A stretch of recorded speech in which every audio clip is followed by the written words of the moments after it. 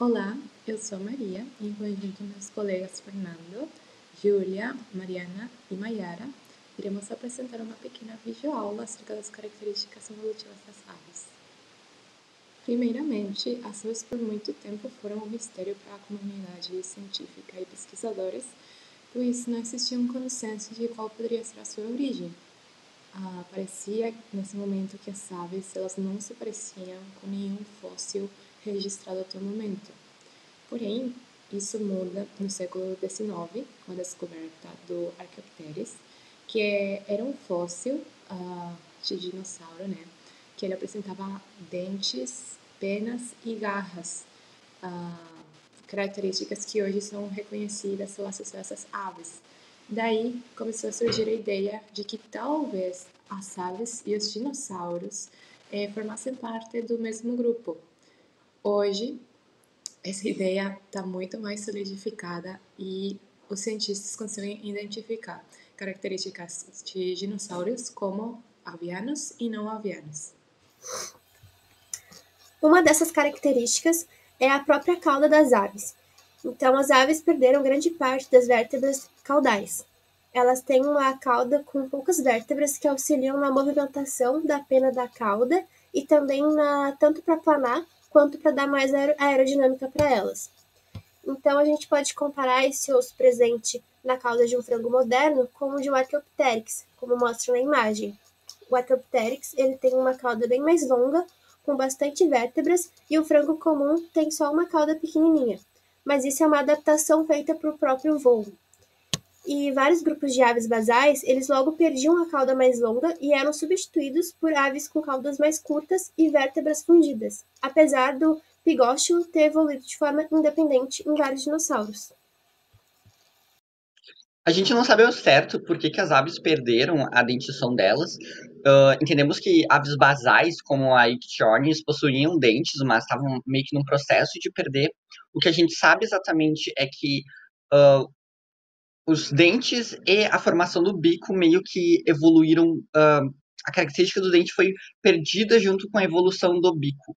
Isso pode ser por causa que o bico em si ele é muito mais maleável para pegar nichos diferentes. Isso também ajudou na própria sobrevivência das aves na extinção do Mesozoico.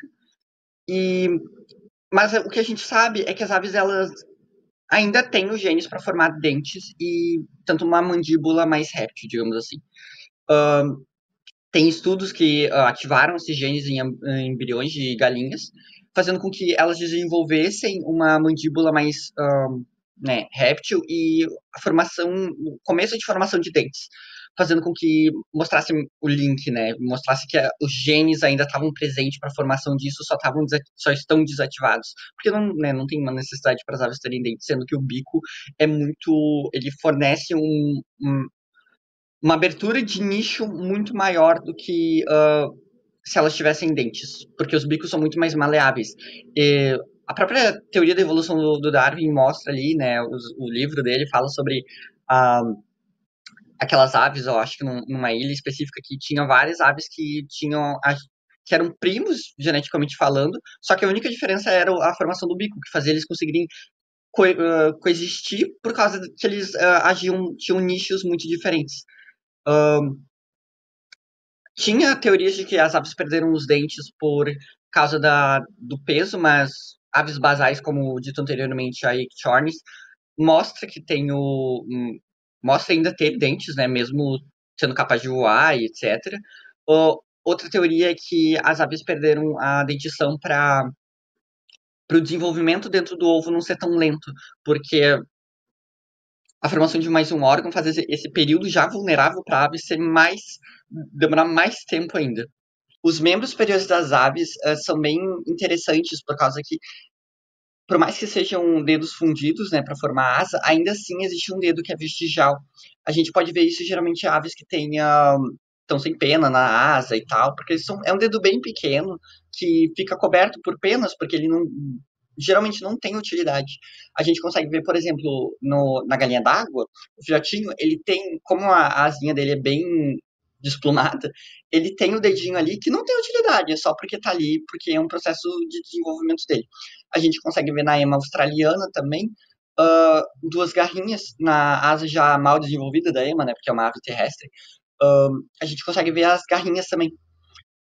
Um dos poucos, se não a única ave que tem utilidade para esse dedo na asa, essa garra, é a própria cigana, que ela é uma ave da Amazônia, que ela já é uma ave bem interessante pelo fato dela ter meio que trocado várias características evolutivas para voo, para ter uma digestão melhor para alimentação, para a dieta dela, que é a base de folhas das árvores.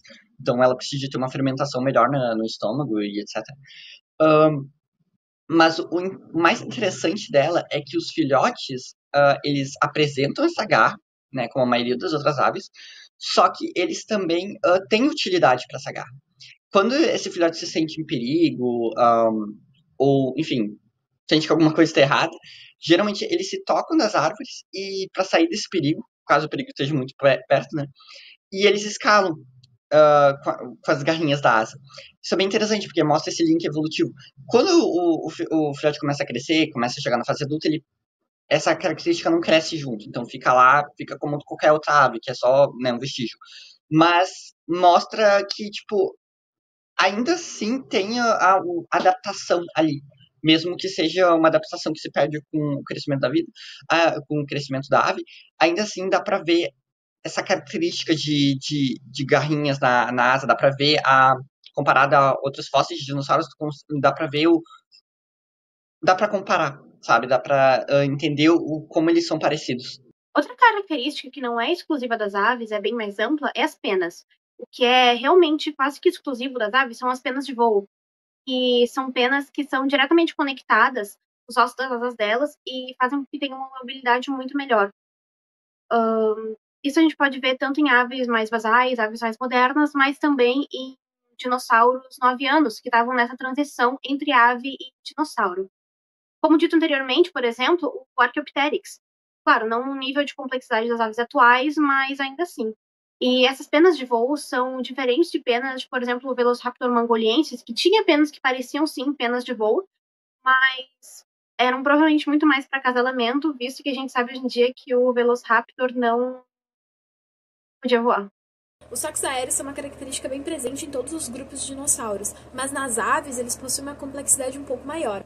Nos outros dinossauros terópodes, por exemplo, esses sacos aéreos eram utilizados para reduzir peso corporal e para auxiliar na ventilação do corpo, mas nas aves foi desenvolvido um sistema mais complexo para ajudar na respiração. A respiração das aves é diferente da nossa, por exemplo, e essa diferenciação acontece porque no caso das aves, a respiração é auxiliada também pelo sistema ósseo, porque os ossos das aves são vazios.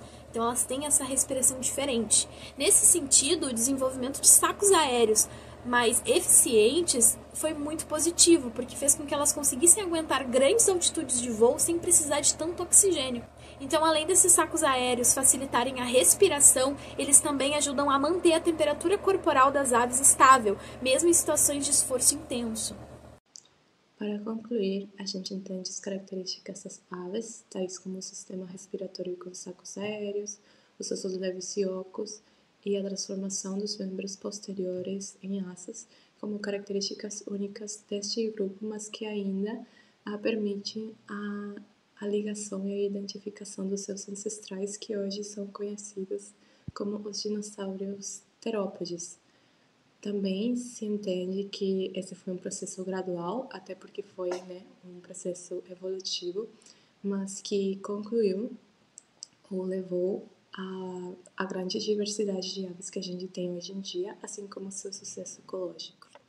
Essas são as nossas referências e esperamos que tenham gostado da aula. Muito obrigada!